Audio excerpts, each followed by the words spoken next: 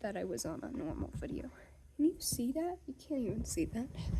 It's there for me, it's okay. English colonization. This is period 2 of it. 1607 to 1754. Remember that this is actually where timeline is important. Reason for colonization? They wanted money. What is the main driving factor for humans? Money. Also Christian zeal, but mainly money. For the mother country. That'll be important later. Competition as well. Personal and national glory. Just like the moon landing. Causes of English colonization. I only have 1 point on here. It's price revolution. Probably not important. Let's get in fun facts, because who doesn't? Fun facts about Jamestown. It was started by a joint stock company with a royal charter, and it was mainly ambitious young men looking to get rich quick. There weren't many women. Why? Money! Got farming help from Native Americans. So, they made tobacco. They made money off of tobacco because of the Native Americans. That's where this gambling stuff started. Passage to North America to get land. Oh, wait. Why did people choose to indenture themselves? Indentured servitude. Passage to North America to get land. You could invest in your future and it would be secure and safe. There'd be stability in the fact that you're getting supplied food, shelter, a home, and you don't have to look for a job, and then the tobacco farmers get money, and it works perfectly. Why did landowners want indentured servitudes? Because they were cheap. They produced far more than they cost. Headright system is when the landowners get 50 acres for each person that came to the colonies. The upfront cost is less because the more that they pour into their indentured slaves, the more return that they get.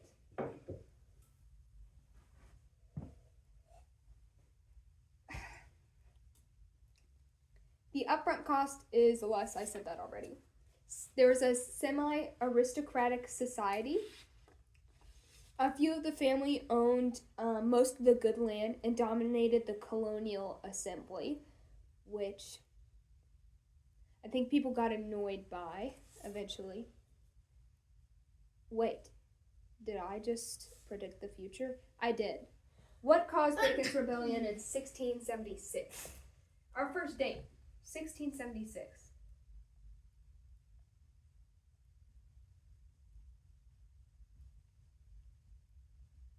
Only a few families had owned the land, just like I just said. That's crazy aristocratic societies. Owned land, which made it difficult for small farmers who wanted to make a name for themselves. Why? I don't know. Money. Probably. Can't say, though. How did Bacon's Rebellion contribute to the decline of indentured servitude and the uprising of African slavery? Actually, don't know the answer to this one. Bacon leads former indentured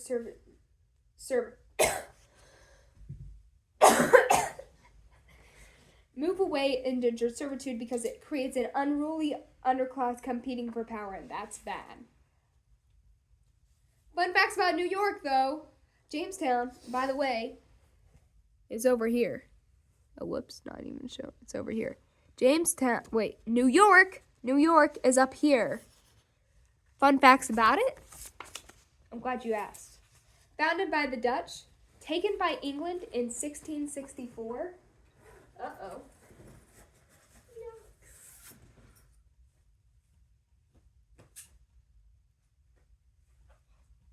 I'm putting a star by the important dates because the fact that England, that New York was taken. It was founded by the Dutch, but then taken by England in 1664. It's not that important, but being 1676, Bacon's Rebellion is important, so I am going to put a start by that. Hub for commercial trade, it was relatively diverse. I mean, Pennsylvania was diverse. Pennsylvania? Fun facts about it, I'm glad you asked. Religious toleration. They were fairly tolerant of religions. That's a new idea. Because before we had gotten in wars over it. Fair relations with Native Americans, greater rights for women, ban on slavery, Germans, Scots, and Irish. So just remember, we love Germany, except Hitler. And the Scottish and Irish are relatively unproblematic. So all the ish, relatively unproblematic. And Germany, unproblematic-ish. I don't know, not right now. So that's Pennsylvania, right there. Don't forget it. We do like Pennsylvania. Almost moved there. Fun facts about Carolina. Carolina is there's multiple lips. I keep showing my socks. Settled by planters from West Indies, replicated the plantation model. Rice and indigo were grown. I don't know what indigo is. There's a lot of slaves there. Uh-oh. Not good. But remember, slaves started happening because of the Bacon's Rebellion. Crazy. 1619. Something happened then. Let's figure it out. Arrival of first African slaves in BNAC. British North American colonies. When I say BNAC, BNAC means British North American colonies. These were the colonies. They weren't so good. That'll make also and yippies will come back later. It's in period 4. There's a lot of uh-ohs and yippies. Actually in period 3 as well. Huh? Arrival of first African slave. Africans in BNAC. Okay, I'm putting an exclamation point, not because that's a yippee, it is an uh-oh. Just remember that, because later when in 1676 Bacon's Rebellion happened, it's very important that they were already there. Because they're like, guys, they're cheaper because they're free. And technically, they're not real. They're like property. I'm not saying that. I'm quoting the British North American colonies, BNAC. What do they need? Labor! When I say need, you say labor. Need. Labor. Yes. Starting with Spain and Portugal, turning to Africa after decimation of native populations. They killed these guys with freaking coughs. They died because of the plague. I don't know what it was. They just got sick and died. Probably dysentery. Okay, when I say supply, you say slavery was already part of the internal dynamics of Africa. Okay, supply. Slavery was already part of the internal dynamics in Africa. Yes! Why Africa? They needed labor, and slaves were already in Africa. They're there. They're available to us. That's what they were thinking. Because they're like, whoosh, whoosh, Native Americans, we conquered you, now you work the fields. And then they're like, why are they dying? It can't be the unclean working conditions and the diseases that they've never been exposed to and all this rigorous work. No. Oh well, we have this infinite supply from Africa. We'll just take them and rip them from their families and their homes. Yeah. What Reasons colonies stopped indentured servitude. Number 1, remember the Bacon's Rebellion. Conditions in England improved, which reduced supply of servants. Overproduction of tobacco caused prices to actually fall because there's so much of it. Producers need to produce more to maintain profit. So that's why they were like, we need even cheaper labor, and because this labor is already cheap, we need free. Rise of colonial assemblies. Post-Glorious Revolution. General Court in Massachusetts, Pennsylvania, General Assembly, Virginia was the House of Burgesses. I don't know how to say that. Burgesses. Most power with wealthy white elites and many in families. Crazy.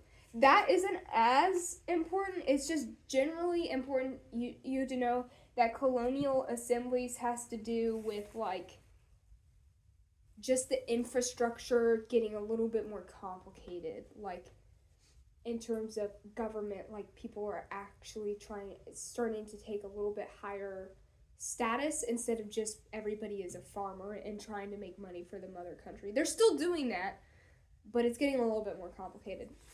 Salutary neglect. When did this happen? I'll tell you.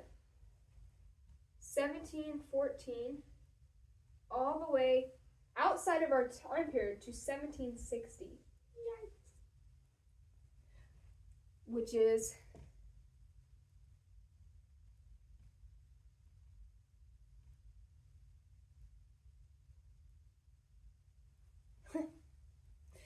relaxed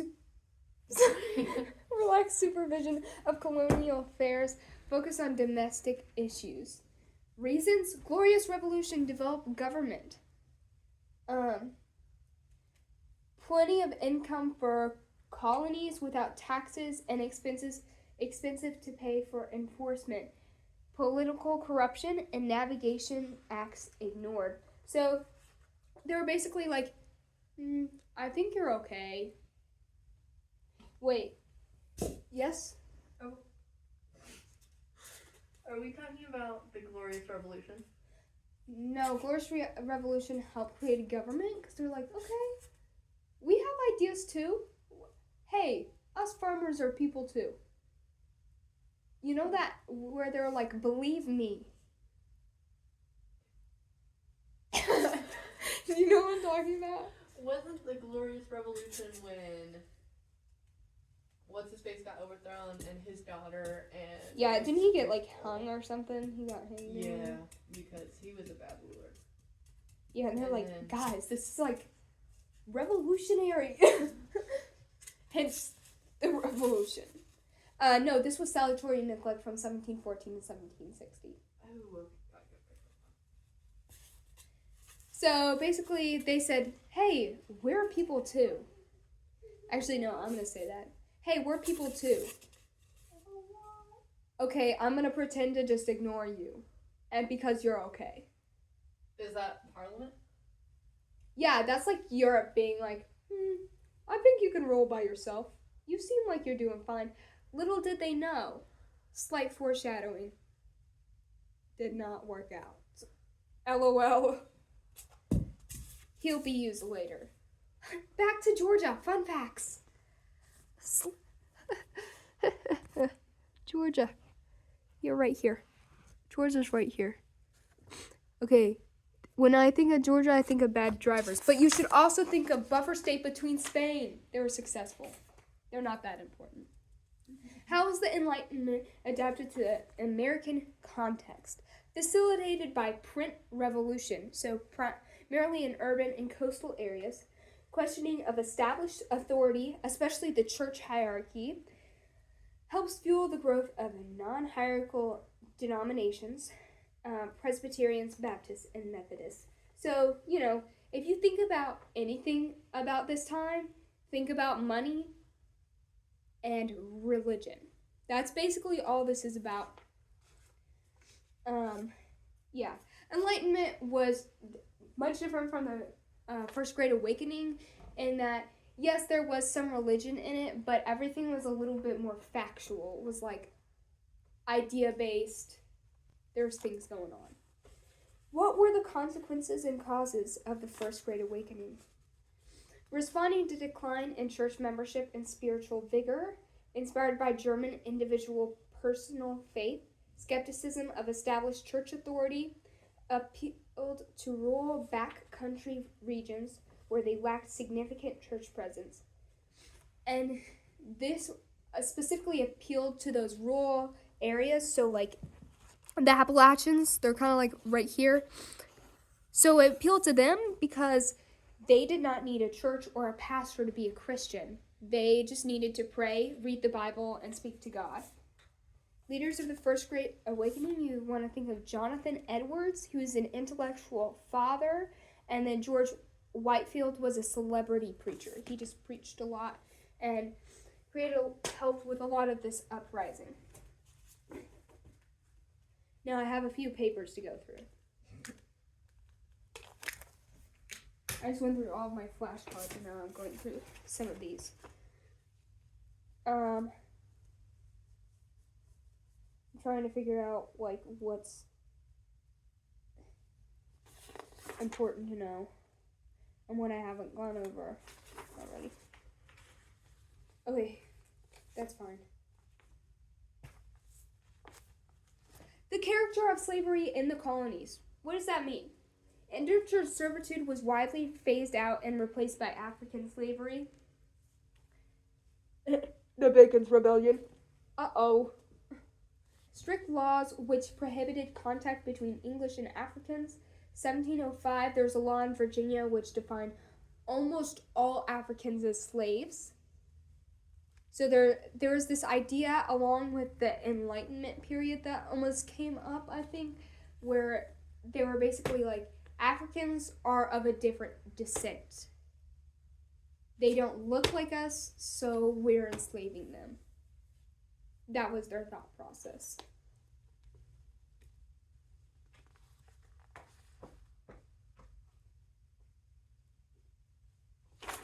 Yeah, so that's